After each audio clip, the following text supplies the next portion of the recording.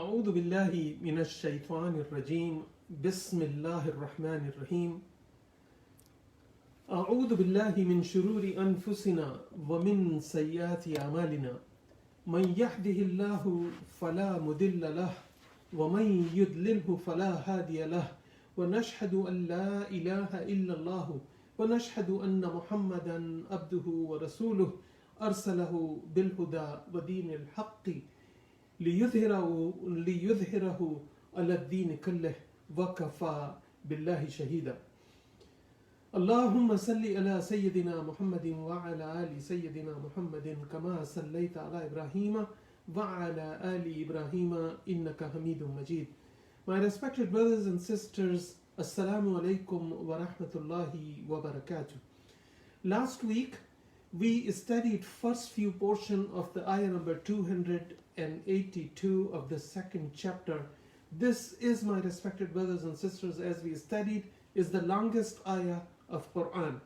Today inshallah we will study the rest of the ayah, and if the time allows we will also study ayah number 283. Before we continue with the studying this ayah number 282 of Surah Al-Baqarah, about the importance of witness and truthful testimony mentioned in this ayah, I remind myself first and then others that agreeing to witness when we are called upon, and importance of speaking truth and giving correct and truthful testimony is part of faith in Allah, part of Iman, part of faith, part of belief in Allah and His Messenger sallallahu alaihi wasallam.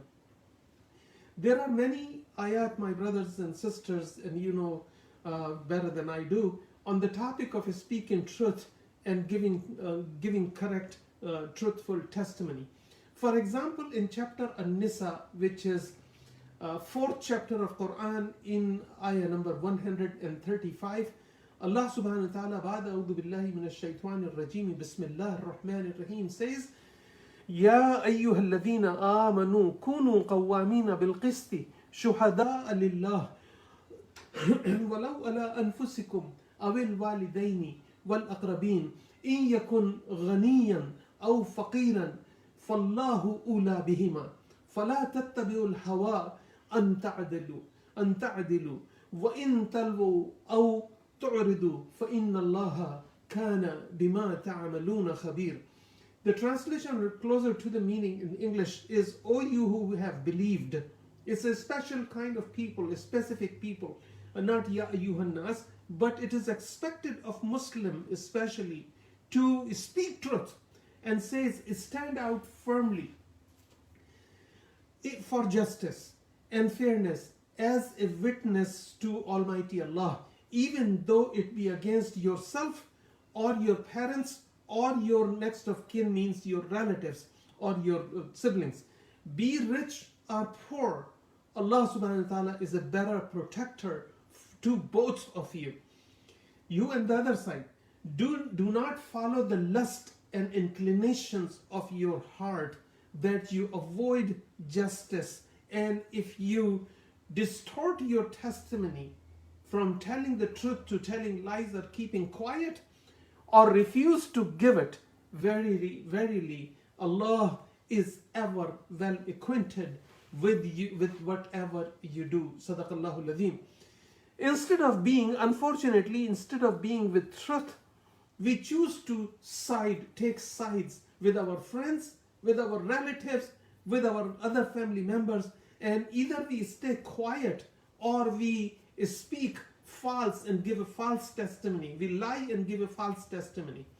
My respected brothers and sisters, I remind myself first that haqq is one of the Allah subhanahu wa ta'ala's name, means that truth, the justice, fairness are one of the attributes of Allah, and we must hold on to attributes of Allah subhanahu wa ta'ala if we have believed. Because here ayah says, Ya ayyuhalladhina amanu, those who have believed, those who make a claim. Some, my respected brothers and sisters, unfortunately, I have come to know through my work and all that some people have even divorced their spouses or cut relationships with people who were not at fault at all, but our relatives or our parents or our spouses or our siblings or somebody we love told us to cut off even among the siblings, or cut off with your parents because some other person who we love have said that to us. Allah does not want you to do that, no matter who said that. You have to be with the truth, and regardless of the other person, even if they are your parents, even if they are your siblings, even if they are your best friends. Because anybody who takes you away from the path of Allah subhanahu wa ta'ala is not your friend, he's your enemy. Then we claim, unfortunately, after doing all this, then we claim our faith, we pray, we fast, we perform Hajj, and we pay zakat. Really, folks, is that what the Quran teaches us? Of course not. Quran teaches us otherwise, and we follow the inclination of our hearts, with this ayah talks about, or the lust in our hearts, that some profit, some gain, something, or some company is more important for us than the ayat of Quran. Astaghfirullah wa ayadu billah. So inshallah, remainder of today's ayat, today's ayah number, from last week's ayah number 282 of Surah Al-Baqarah. First we will do the recitation of the remainder of the ayah, and also the ayah of 283, and then translation, and then we come to the tafsir of these ayats of today, inshallah. أعوذ بالله من الشيطان الرجيم بسم الله الرحمن الرحيم ولا يأبى الشهداء إذا ما دعوا ولا تسأموا أن تكتبوه صغيرا أو كبيرا إلى أجله ذلكم أقسط عند الله وأقوم للشهادة وأدنى ألا ترتابوا إلا أن تكون تجارة هادرة تديرونها بينكم فليس عليكم جناح ألا تكتبوها وأشهدوا إذا تبايعتم ولا يضار كاتب ولا شهيد وإن تفعلوا فإنه فسوق بكم واتقوا الله ويعلمكم الله والله بكل شيء عليم وإن كنتم على سفر ولم تجدوا كاتبا فرهان مقبوضة فإن آمن بعضكم بعضا فليؤد الذي أؤتمنا أمانته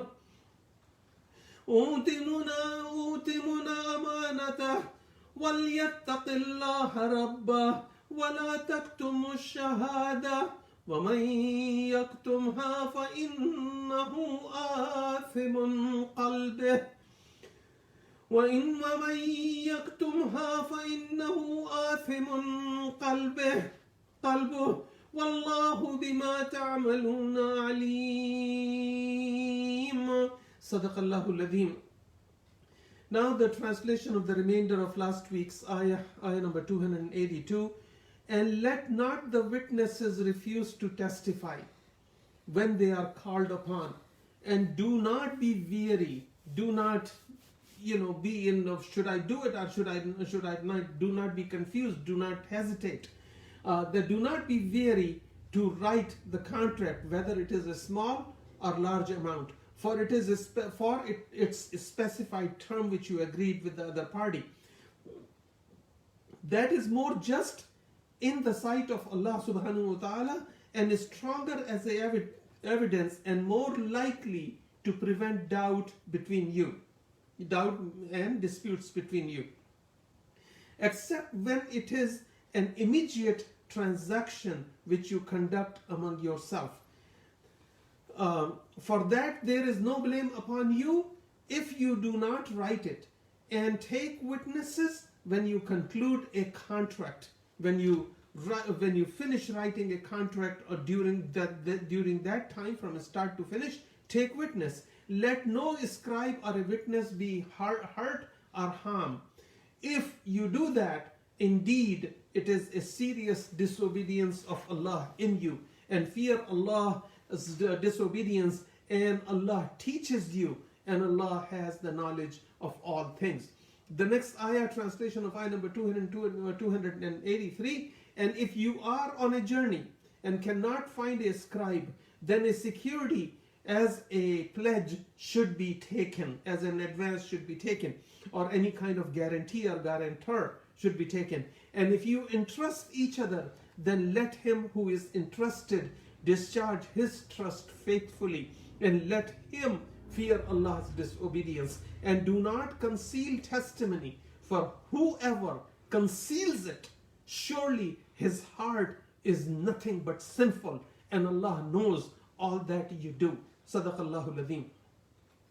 The end of the ayah is similar, as Allah subhanahu wa ta'ala said, that do not hide the testimony. Hiding the testimony is also not speaking truth about your testimony or what you witness to favor one person. When you are favoring one person, you are doing an injustice to the other person. And Allah subhanahu wa ta'ala would not forgive our injustice or our unfairness with people, with others.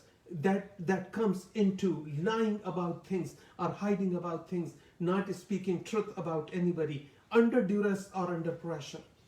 Tafsir of the remainder first of the ayah number 282, my respected brothers and sisters from last week. We'll take a few portions of the ayah and then we talk about it. First we take, and let not the witness refuse when they are called upon. Sayyidina Al-Hassan narrated from Sayyidina Abdullah ibn Abbas radiallahu anh saying that you should not refuse when you are asked to be a witness. Somebody comes to you and say, can you be a witness on such and such thing?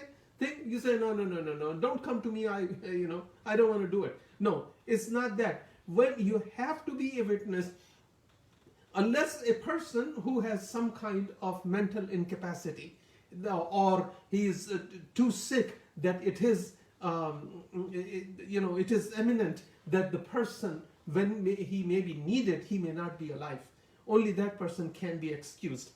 So to witness, and you should not refuse to testify to the things that are correct and true. This is the hadith from Sayyidina Abdullah ibn Abbas radiallahu anh.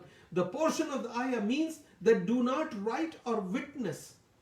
Should be, do not, that no writer or the witness should be forced to write or witness any document. No writer or no witness should be forced to see a witness or give testimony or write something which they are not truthfully willing to write. Means a person, if he is called as a witness, then he should appear as a witness.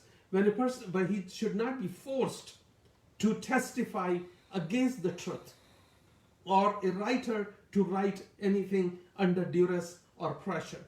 It also means that no party in case of a dispute should persecute or a scribe or a witness for doing something which was right and truthful. That you wrote something or you witnessed to something, and here comes this filthy rich guy or somebody who has a lot of resources, or he's a prince and he is this and that, and he says, why did you witness against me?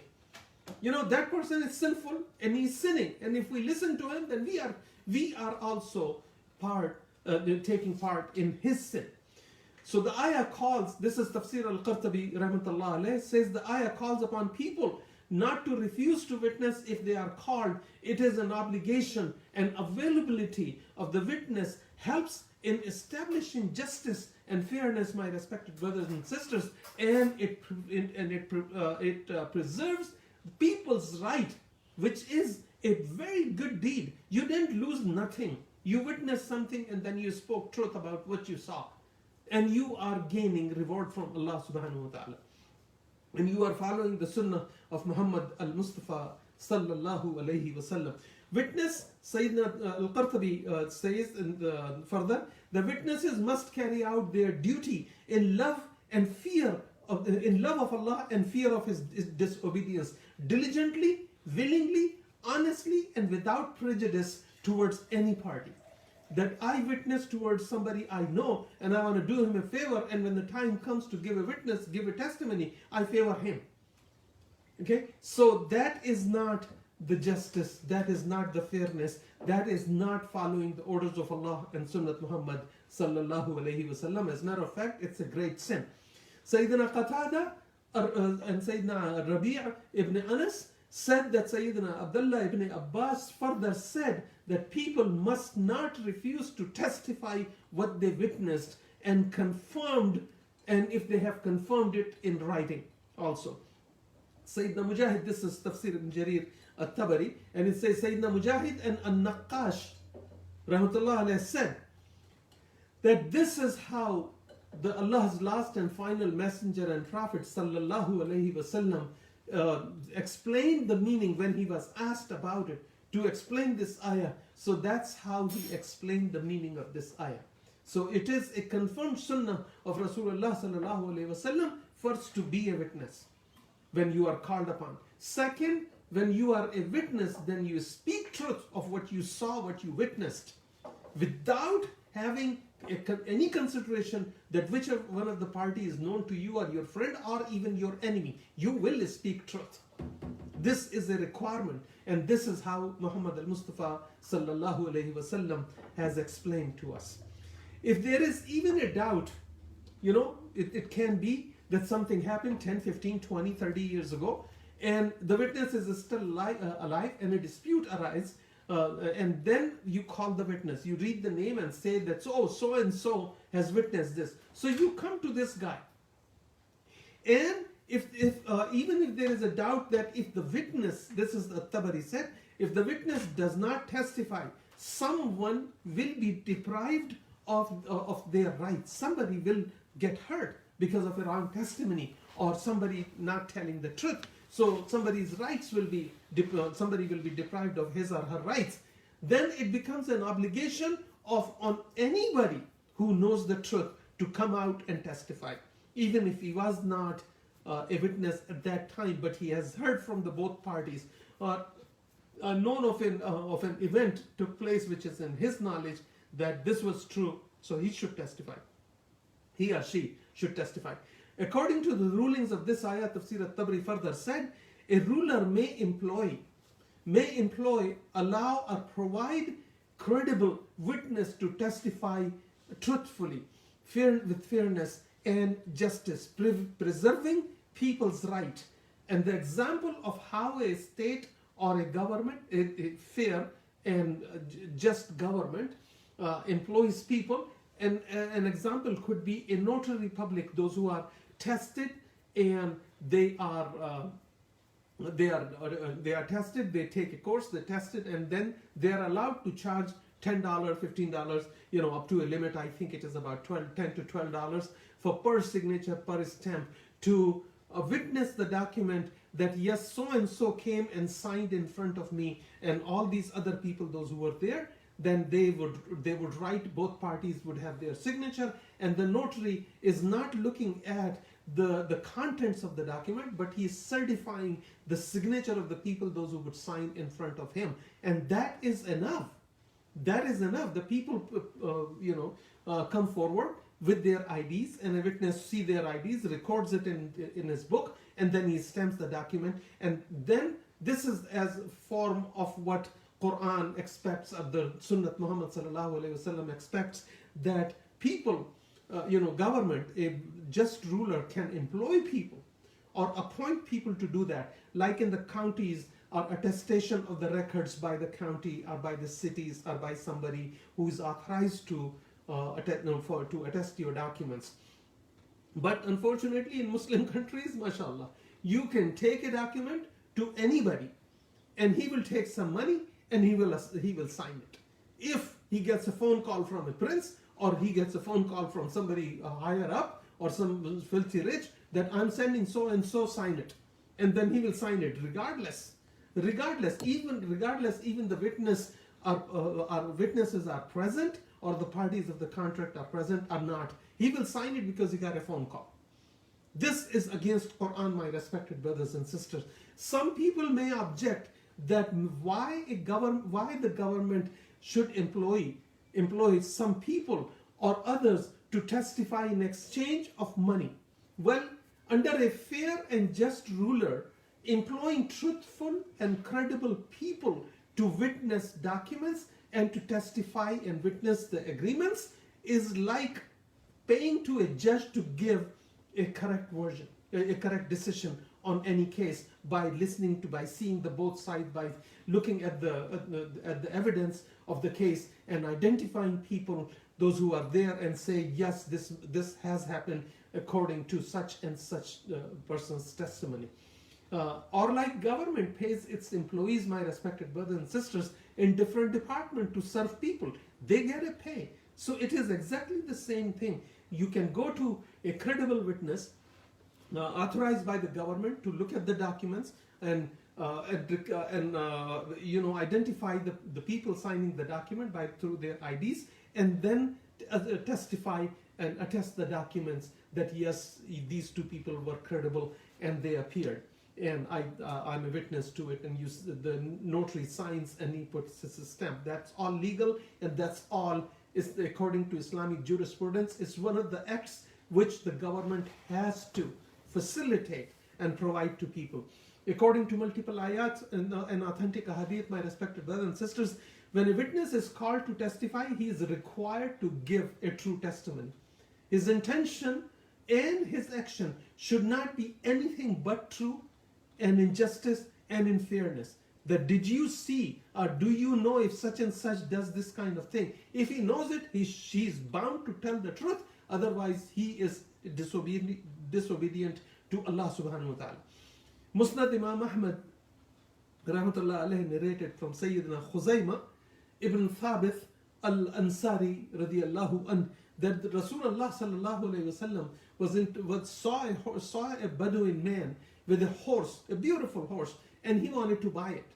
So he negotiated and he got the price of the horse, and he told that the seller, the Bedouin man, that come with me and I will go get home and give you the price of this horse, and I'll take the horse at that time. So the Bedouin started following. There were a lot of people on their way, on that Bedouin and Rasulullah sallallahu alaihi wasallam's way to his house, on their way to the house of Rasulullah sallallahu alaihi wasallam. There were a lot of people, those who saw that a Bedouin has a horse and he is walking with it behind Rasulullah sallallahu alaihi wasallam. So they became interested in that horse. So the Bedouin told Rasulullah sallallahu alaihi wasallam, Ya Rasulullah, if you are buying this horse, otherwise I am going to sell it to somebody else. So Rasulullah sallallahu alaihi wasallam said that I agreed on the price and we are going to my home, so I can give you the money for this horse, and I'll take the horse from you at that time. Why are you changing your mind? So people heard this conversation and they got together around Rasulullah sallallahu alaihi wasallam and this Bedouin. At that time, Sayyidina Khuzaymah ibn Thabit al-Ansari radiyallahu anh, he saw that Rasulullah sallallahu alaihi wasallam is talking to a Bedouin man, and then there are a lot of people gathered around, a few people gathered around them. So he came over and he asked the other Muslims also, those who were there, they told him that look, Rasulullah sallallahu alaihi wasallam told him already that I have bought this horse from you, and I'm going to my place so I can get you the money. Rasulullah sallallahu alaihi wasallam also told him that I bought this horse from you. Why are you changing your mind? So when he says that I'm getting more money for my horse, so people, those who were around at that time, they told that Bedouin that woe to you. It's so bad for you that Prophet sallallahu alaihi wasallam, when he said that he has bought the house and you are following him behind him to his house to get the money, that now you are changing your mind, and that Prophet does not, astaghfirullah, nauzubillah, Prophet does not lie, and they are telling the truth. So he said that, okay, when I made this deal, there was no witness. So if somebody knows that you bought this house other than you, this horse other than you, then bring that witness. Sayyidina Khuzaymah ibn Thabit radiyallahu anh heard that, and he stepped forward and he told to that Bedouin, yes, I know, I bear witness that you sold this horse to him. Rasulullah sallallahu alaihi wasallam, look at his fairness and his justice. He turned to Sayyidina Khuzaymah. He was not, he did not say that, oh, good, now I got a witness. No, he said no. He asked Sayyidina Khuzaymah that why did you make that statement? What is the basis of your testimony? He says the basis of my testimony is that I entrust you, O Messenger of Allah, and you have never lied, and you tell nothing but the truth. So when you said that he assaulted to you, and both of you are going to your house so you can give him the money, that you must be truthful and you must have bought this horse. So this is the example of a prophet which we call ourselves the Ummat Muhammad sallallahu alaihi wasallam. But very few of his qualities are found in us, among us. People were witness that if Muhammad sallallahu alaihi wasallam, not only Sayyidina Khuzaymah ibn Thabit radiyallahu an, Ansari radiyallahu an, was a companion of Rasulullah sallallahu alaihi wasallam, his enemies, even including Abu Jahl, those who wanted to kill Na'uzubillah, astaghfirullah, Rasulullah sallallahu alaihi wasallam, could not say about him, were unable to say about him that he was a liar. A liar cannot be a Muslim, and a Muslim cannot be a liar. But look at us, and then we still call ourselves, ayadu billah, we still call ourselves Ummat Muhammad sallallahu alaihi wasallam. We need to work hard on ourselves, not on our neighbor. First, work on us. The next part of the ayah, my respected brother and sister, is, and the translation is, that do not be weary to write your contract, whether it is a small or a large amount, for its specified term. That is more just in the sight of Allah and is stronger as an evidence, and more likely to prevent doubt between you, except when it is an immediate transaction which you conduct among yourself. What is an immediate transaction? You went to a shop and you bought a gallon of milk and you paid the price and you walk out. What does the shop do? They take the money and they give you a little receipt. Even that is a contract in written, that he charged you $4 some cents and gave you a gallon of milk, and you got a gallon of milk and you gave him the money. So it is, what was the deal, what was the agreement, how much money was paid, is all written with the date and the time on your receipt. That's what Allah subhanahu wa ta'ala is talking about. Ibn Kathir rahmatullah alayhi says in his Tafsir Ibn Kathir, that this portion of the ayah means that do not hesitate to write a financial transaction on agreed upon terms, whether the amount is large or small. You see, because you go to the stores here in America, Home Depot for an example, and you are at an automatic paying station and you are making a payment there, self-payment, self-cashier, so you making a payment, and then after you pay the money, you charge your card, the receipt comes out, and at the time receipt is coming out, it's reminding you, don't forget to take your receipt. Don't forget to take your receipt. Some people may not write the debt contracts and financial transactions because there are a lot of reasons people will find. Some may say the amount is so little that it does not need to be written. But the ayah stresses, people forget that Allah stresses to write a contract. What? I'm not saying that go get a contract downloaded because you buy a gallon of milk and then have witnesses and this and that and take it to notary public. No. You bought milk, you bought a gallon of milk, you should get a receipt when you give money to the person. Just a crude example. And this is what Allah subhanahu wa ta'ala said. But the ayah stresses to write the contract for both a small and large amount with witnesses. Witnesses is what? The time is written, the date is written, the amount is written, the thing which you bought is written, the cashier's name is written, though your name is not written, but it says either you paid cash or by your card, it says there with your card number on. That is a contract, my respected brothers and sisters. The Arabic phrase, the next step is, Arabic phrase is aqsat wa aqwam. These two terms, aqsat and aqwam, aqsat means more just, more fair means fairer, and wa aqwam means a stronger evidence. A stronger evidence. You bought something and you take it back to the shop, they will ask you, do you have a receipt, sir? You don't have a receipt. So how he would know that you bought this product or this merchandise from such and such a store. You may have bought it someplace else, now you want to return it because it's the same mark to this guy. It's not his trade. He's not obligated to return your money because he didn't sell it to you. The portion of the ayah, my respected brothers and sisters, says that if a witness sees the contractual document but does not remember, the ayah says that the witness sees the contract. When you brought him a witness 30 years later, 10 years later, you gave him the contract and you showed him that you are brought in, you are asked to come in, you are subpoenaed to come in because you were a witness. The guy may have forgotten that he witnessed that thing. So a document is shown to him and he is asked, is this your signature or is this your writing? He is supposed to testify. Still he is supposed to testify. He can say, this is my handwriting or this is my signature, but I don't remember writing it. You see, even if you have a doubt, you have to say the truth. The truth is that this is his signature. This is his signature, and this is his handwriting, but he does not remember writing it. We go in there and speak we bulldoze the truth and speak whatever lie we want just to favor some of our friends. And Ayah billah, these are one of the major sins, my respected brothers and sisters. Like I said, that a liar can't be a Muslim, and a Muslim cannot be a liar.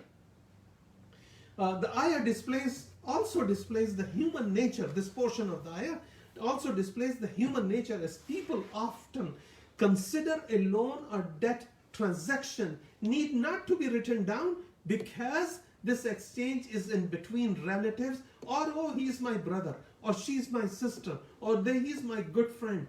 But the ayah still emphasizes upon you to write down, even if it is between husband and wife. Write it down and record all your debt transactions with justice and fairness, because it prevents future disputes and doubts about each other. It protects the relationships.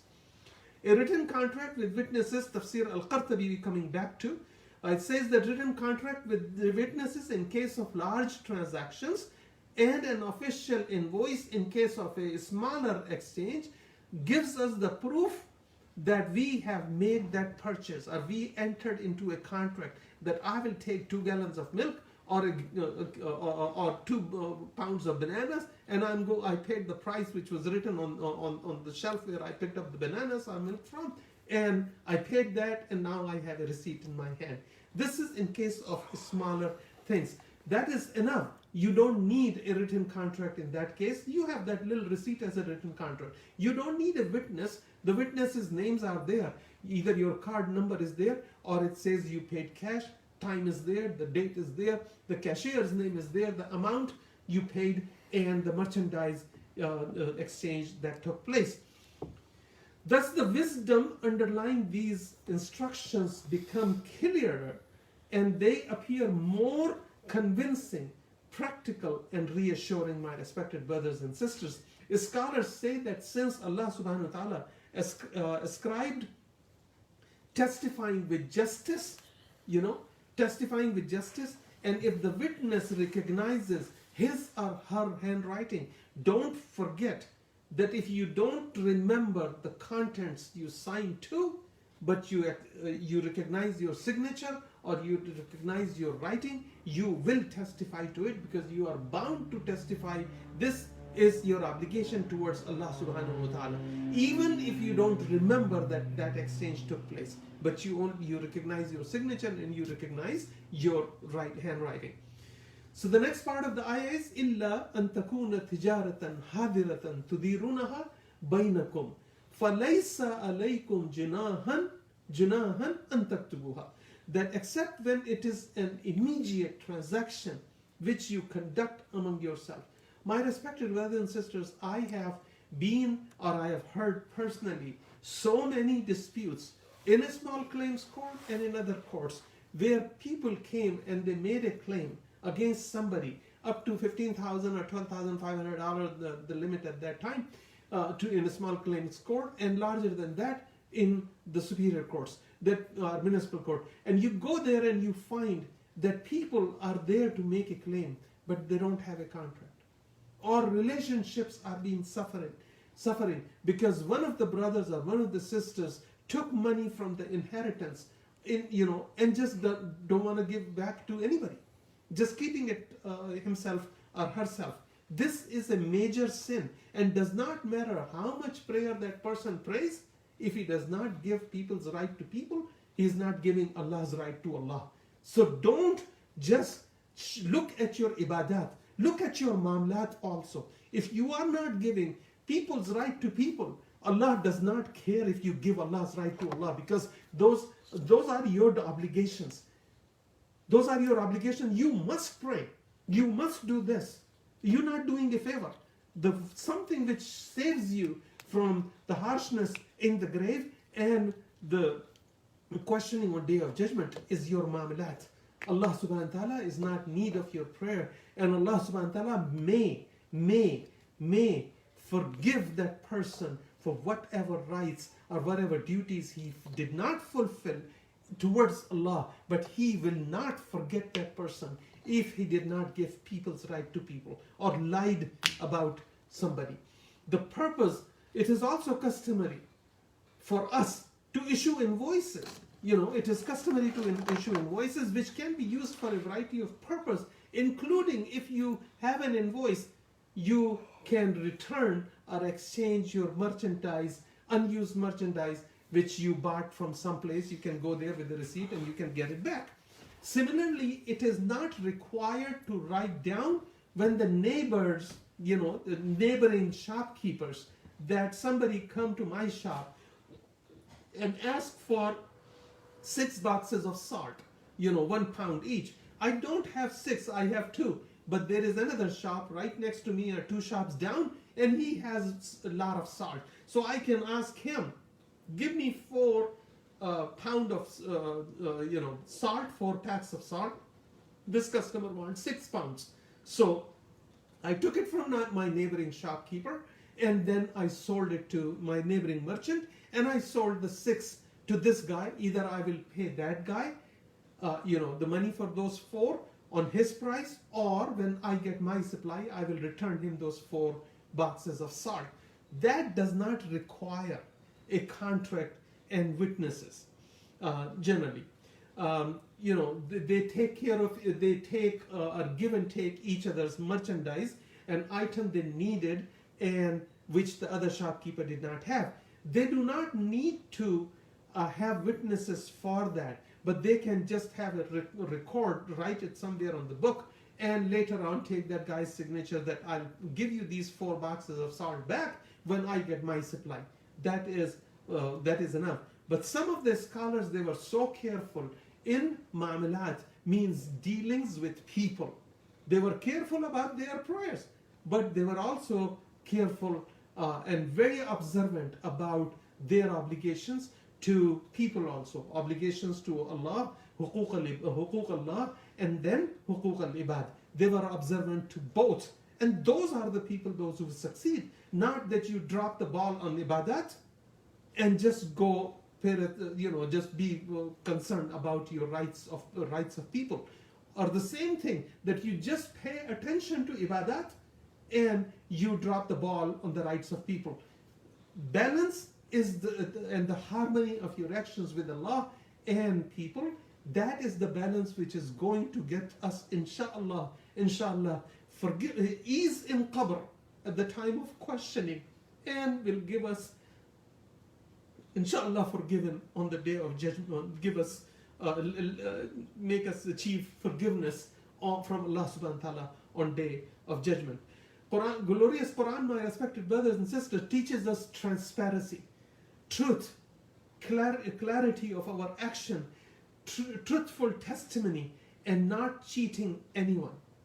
But look at us, before the April 15th deadline, we try to collect as many false, fake receipts to cheat the government. The rich people do it as much as they can. The poor people like us, we do it also. but we should not do it. But I have heard some people, when we were discussing this topic in a gathering, they said, well, we are living in a non-Muslim country. You living in a non-Muslim country, but you are a Muslim. You are supposed to be more observant than the other people, and you should follow the law of the land. Because, my respected brothers and sisters, just remember, you are in America or anywhere else, and if you happen to be living in a non-Muslim country, you see a road sign, a stop sign, or you see a stop light.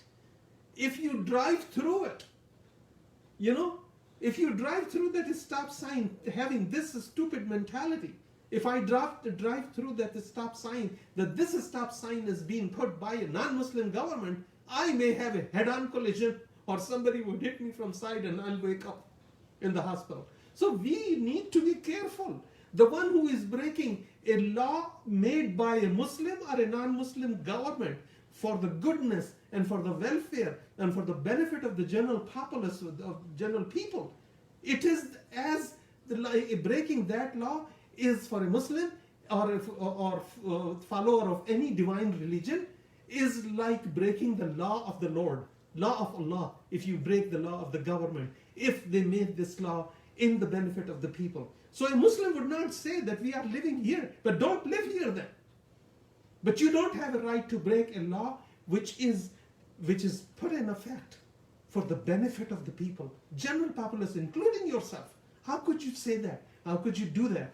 We have invented this cheating system of temporary receipts. Temporary invoices are keeping two books, two invoice book, one for the IRS and one for the, if somebody asks for a receipt, give it to him from this book. But the real receipts with the numbers and all that, and proper dealings, and proper receipts and proper documenting proper transactions, we don't do that. And then if a Muslim uses that excuse that this is, or any other, a non-Muslim country, and it is okay for us to cheat, no, you are not cheating that.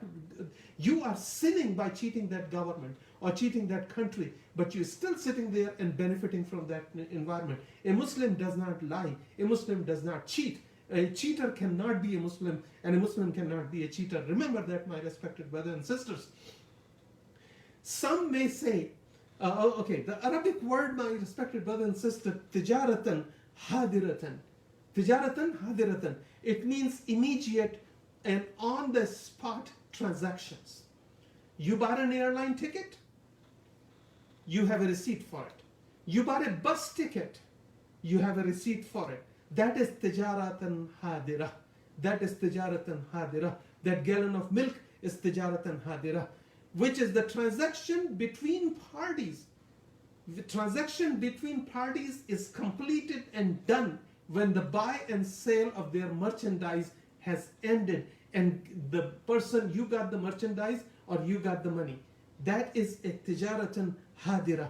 They do not have to write a contract for that. The receipt which you got is a contract, and that's what is needed. Through Quran, look at this. Allah subhanahu wa ta'ala is trying to protect the right of people to the minute, the minuscule details, my respected brothers and sisters. Minuscule details. 1441 years ago. In trading executed immediately, my respected brothers and sisters, Tafsir Al-Qur'an said, immediately and frequently or not, there is no need for writing down a contract and presence of all witnesses. Only the presence of witnesses, if there are, that will suffice, and the piece of paper which you have in your hand as a receipt, such as an official document of any kind of exchange that took place. The next part of the ayah says, and take witnesses when you conclude a contract. Take witnesses when you conclude a contract. Of course, we discussed that receipt is a witness. Look at the other things also. Don't deal with things without receipts. This is a requirement. This is a requirement. Somebody asks you, do you need a receipt? Oh, no, I have to report it. Means you are ready to cheat before the time of cheating comes. Before 14th, 15th of April, we are ready to cheat, already planning for it. That's a sin. That's a sin. Whether you live in a Muslim country or a non-Muslim country, it's a sin. At-Tabari said that this part of the ayah mean that we should call witness to both a small and large transaction, which we talked about, that a small transaction, receipt is a witness, and the large transaction, you need a scribe to have a proper legal document and have two witnesses. There is a difference of opinion, my respected brothers, among scholars whether calling witnesses is obligatory or recommended. I would say that depending upon the amount, a smaller amount, a contract is enough. A receipt is enough. A larger amount, witnesses are also required. Sayyidina Abu Musa al-Ash'ari and Sayyidina Abdullah ibn Umar, Sayyidina al-Dahhak, Sayyidina Sa'id ibn al-Musayyib, Jabir ibn Zayd, Mujahid, Dawood ibn Ali, and his son Abu Bakr say that it is obligatory to have some kind of proof to have your transaction completed according to Quran and Sunnat Muhammad sallallahu alayhi wasallam. Sayyidina Atta said, that's how the people of knowledge, that's how the scholars were careful about their dealings with people. Sayyidina Atta said that I call witnesses, I look for witnesses, I call witnesses, I bring witnesses when I sell or buy for a dirham or half a dirham or a third of a dirham or even less of it. They were so careful, said they would not run into dispute with people. We are in dispute with Allah, we don't even pray. We don't even pray. But we are Ummat Muhammad sallallahu alayhi wa sallam. Astaghfirullah, na'udhu billah wallah. And I'm sorry to giving these references. I mean, when you read Quran and when you read the history and then you read exegesis of Quran and you see these examples, it puts me on shame every day. Why can't I correct my actions according to this and I call myself a Muslim? At-Tabari said, it is not lawful for a Muslim to buy or sell without calling witnesses. The receipt is a witness, I said that. Otherwise, he is opposing the book of Allah, my respected brothers and sisters. He is opposing the book of Allah. If it is on credit, he must write it down and he must have witnesses, and if a scribe is available at hand. He must have witnesses and he must write it down. If he doesn't know how to write it down, then he must a scribe at hand, then he should do that also. Ash-Shabi and Al-Hasan, Sayyidina Al-Hasan and Sayyidina Ash-Shabi believe that the part of the ayah is recommendations such as taking a receipt for smaller transactions, like we discussed, and writing a contract and witnesses and gathering witnesses in case of financial transactions payable in future. See the difference? Payable in future. Immediate receipt is enough. If there are witnesses to it, that's fine, depending upon the amount of exchange.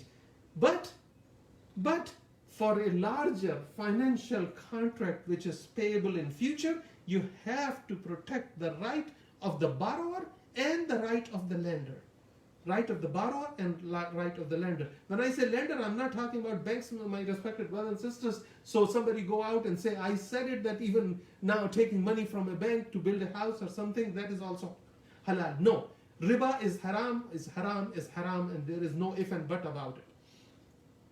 That is also the position of Sayyidina Imam Malik, Imam Ash-Shafi'i, and Imam Ibn al-Arabi, rahmatullah alayhim, and majority of all jurists, rahmatullah alayhim ajma'een, my respected brothers and sisters.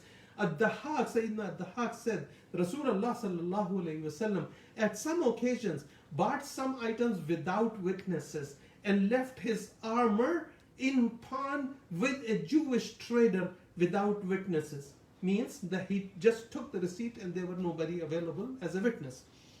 If having witnesses was mandatory for that kind of transactions, it would have been clearly explained and said that it is obligatory. The next portion of the ayah, we have about 11 minutes. The next portion of the ayah, we will avoid the Arabic, we just go in English. And let no scribe nor any witness be harmed. If you do that, indeed, it is a sign of a serious disobedience in your heart. The disobedience of Allah in your heart. It is related from Sayyidina Abdullah ibn Abbas radiallahu an, Sayyidina Mujahid, Sayyidina Atta, that this portion of the ayah means that the scribe should not be prevented from writing nor witnessing from testifying it.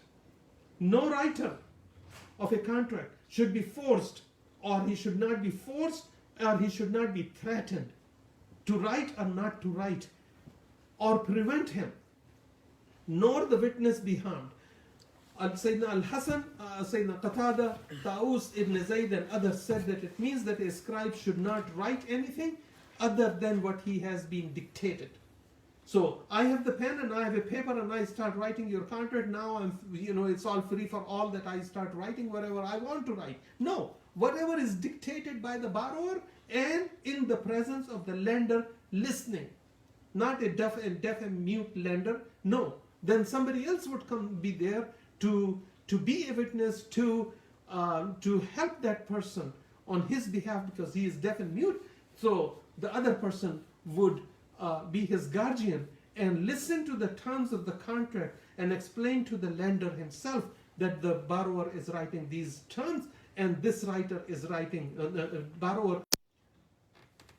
Then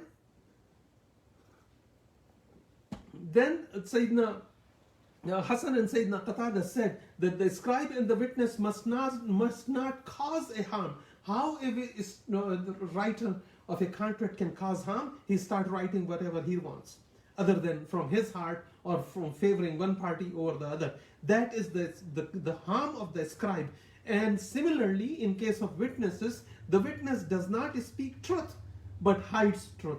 He is harming one of the party. He is depriving people from their legal rights which Allah subhanahu wa ta'ala has given them. And the scribe must not write other than what is being dictated to him. This is Tafsir Tafsir as-Siddi rahmatullah alayh. Nor the witness testifies to anything other than what he has heard and witnessed, nor conceal his testimony. He should not. And quote, Sayyidina Abdullah ibn Abbas, Sayyidina Mujahid, Ad-Dahak, Ta'us and as-Siddi said, Tafsir as-Siddi said that the ayah also means that the witnesses should not be summoned to testify or to ascribe to write, that they should be forced or abused. If they have a fear that he is calling me and I be abused over there, then he is not bound to go to write it, nor anybody is bound to go and join a sin of testifying, giving a false testimony under pressure or duress from somebody.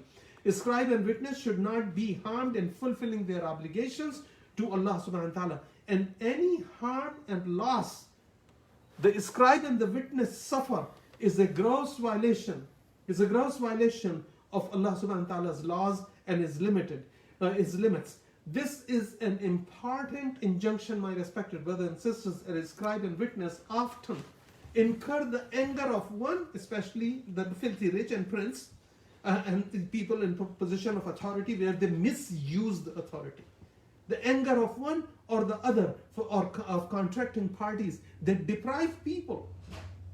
They deprive people of their rights, and therefore be protected and reassured. The scribe, it's the government's responsibility, is the community's responsibility to protect the witness, to protect the scribe, the writer. Then nobody would come back to him with an AR-15 and AK-47, so that they fulfill their obligation fairly.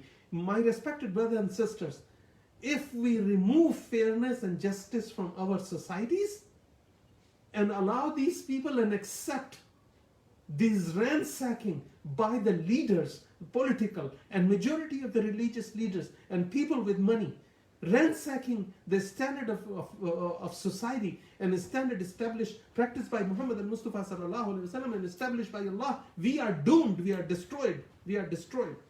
And honestly, that this is the rights of the scribe and the witness is supposed to be protected and reassured so that they fulfill their obligation fairly, honestly, and with absolute truth. Sayyidina Sufyan al-Thawri rahmatullah alayhi said that if the scribe or the or somebody else make the changes, or witness make the changes They prove their lack of faith in Allah subhanahu wa ta'ala, and by adding or decreasing in the contract unlawfully, and they will be punished. If you defy what you are commanded and commit what you have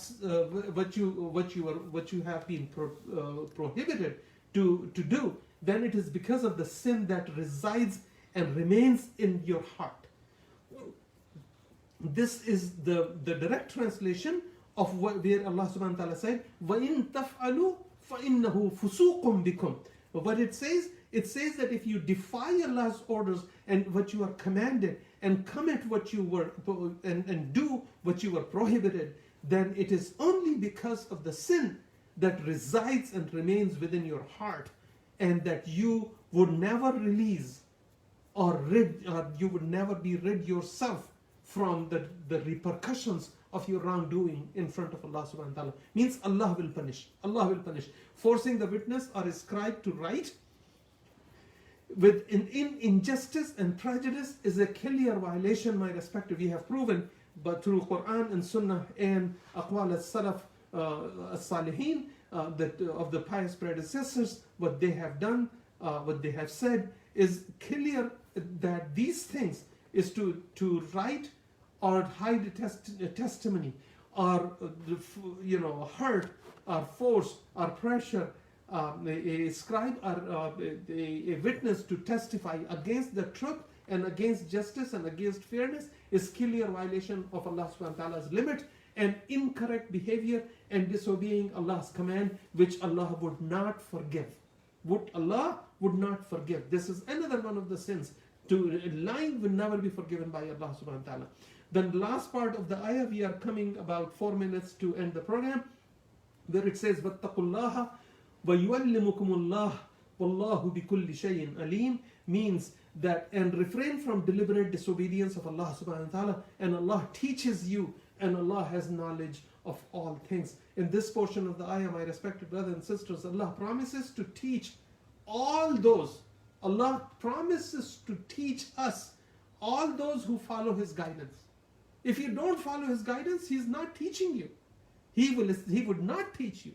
It would not get into your heart. You want the light of Allah in your heart, you have to accept His commands to the best of your capability and don't continue to deny.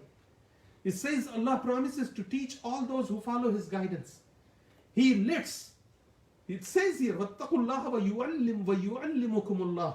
It says that He lets a light in the hearts by which they clearly see, understand and practice His legislation and injunctions. Without Allah lighting that little light in your heart, you would not see it. And how would you get that light? Is by continuously start understanding Quran. Not just read and memorize Quran, understand Quran. And then implement Quran on yourself. Allah will light that little flame by which you will clearly see and understand and practice, continue to practice His legislations and injunctions. Allah enlightens and opens the hearts with knowledge of His book. And this is Tafsir as-Siddi. And enables us to distinguish between truth and falsehood, right and wrong, and permissible and prohibited. A majority of us, people like me, don't know what is permitted and what is prohibited. Finally, the last portion of the ayah ignites that inner power of the human conscience, calls upon us to fear, not fear Allah, but fear Allah, deliberate disobedience of Allah. We have been taught wrong meanings of the ayat of Quran, or by people, those who have halfway decent knowledge. Taqwa does not mean fear Allah. It means fear the deliberate disobedience of Allah. Do not disobey Allah. And you can only stop disobeying Allah or start learning Allah subhanahu wa ta'ala's limit if you start understanding Quran through authentic sources. And remind us the most authentic source of Quran is Quran itself, and the second is Hadith. And then Aqwal Ashab al-Nabi sallallahu alayhi wasallam. And it reminds us His grace and favors upon us, the divine knowledge He sent, so that we may learn from it, understand and conduct our affairs in accordance to His will and under his guidance, the ayah also served the purpose that if we don't follow his guidance, he is fully aware. He's fully aware. What does he say? Wallahu bi kulli shay'in alim. Kulli shay'in alim. That the ayah also served the purpose that if you don't follow his guidance, he is fully aware of our violation and he will deal with us accordingly. What we send, kama tudin tudan. What we will be paid as we have paid for what we have paid for. We receive, we sow, we cut what we sow. Sayyidina Ibn Kathir rahmatullah alayhi said that it means that fear from not following his legislations is taqwa. The remember his watch over us is taqwa. Implement his command and avoid what he prohibited as Allah teaches us and what we did not know. That is taqwa. You see, the scholar did not say fear Allah only. My respected brothers and sisters, I will end today by quoting these two ayat, which are beautiful ayat, mashallah, tabarakallah. We'll just go in English for the constraint of time. In Surah Anfal, which is the 8th chapter of Quran, chapter Anfal, which says in ayah number 29, it says that, O you who believe, O you have believed, if you fear the deliberate disobedience of Allah, He will bestow upon you Furqan. He will bestow upon you Furqan. Furqan means an understanding, a criterion between right and wrong. Ya ayyuhalladhina amanu an tattaqullaha yaj'al lakum furqana. Yaj'al lakum furqana. In another example is from Surah Al-Hadid, which is 57th Surah chapter, with 57th chapter of Quran, ayah number 28, where Allah subhanahu wa ta'ala said that, O you have believed, fear the deliberate disobedience of Allah and believe in His messenger, fear and He will reward you a double reward, double portion of His mercy. He will reward you the double portion of His mercy, and He will lit a light for you by which you will walk into His obedience. What a beautiful thing. He will lit a light for you in which you will walk into His obedience, and He will forgive you, and Allah is the most forgiving and He is the most merciful. أقول قولي هذا واستغفروه إنه هو الغفور الرحيم. Inshallah, we'll make dua, and when you make dua, please remember us in your dua also. Some hardships, Alhamdulillah Rabbil Alameen, these are Sunnat al-Haya, my respected brothers and sisters, and we just continue to connect with Allah subhanahu wa ta'ala, and all hardships are Alhamdulillah Rabbil Alameen will be removed inshallah from all of us inshallah, including us here. Allahumma rabbana atina fid dunya hasana wa fil akhirati hasana wa qina adhab an-nar wa qina adhab al-qabri wa qina adhab al-hashri wa qina adhab jahannam wa adkhilna al-jannata ma al-abrar برحمتك يا عزيز يا غفار يا رب العالمين.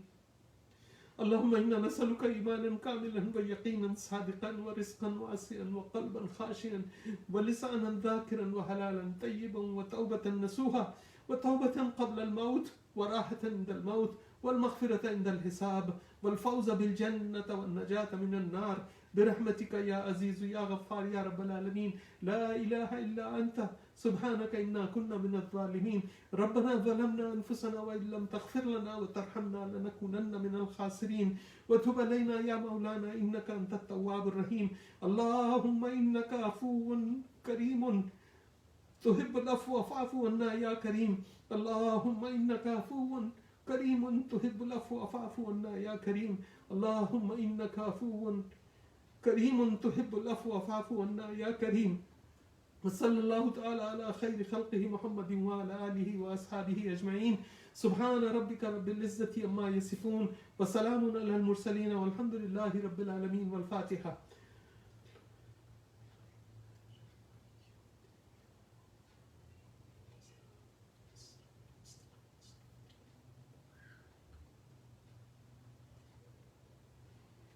La ilaha illallah Muhammadur Rasulullah. Thank you for joining us. Inshallah, next week, same place, same time, we'll catch up again with these ayat.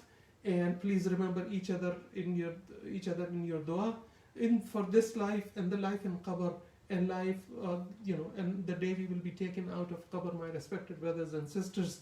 And inshallah, see you next week. Please share and invite others as much as you can.